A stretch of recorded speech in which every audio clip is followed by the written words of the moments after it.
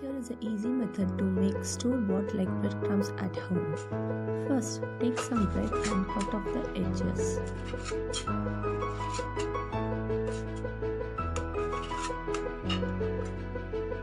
Then take a pan and heat it.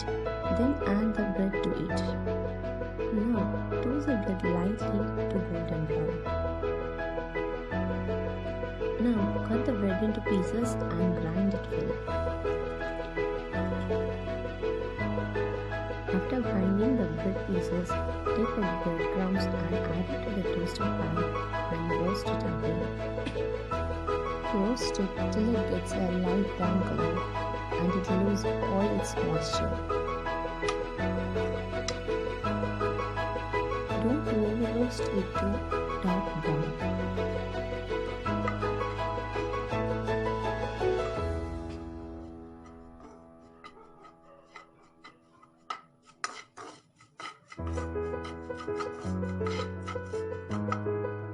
After roasting, cool and grind it to coarse. Breadcrumbs should not be ground into smooth, it should be ground into coarse. Only then you will get a crunchy taste in your food when you add it in it.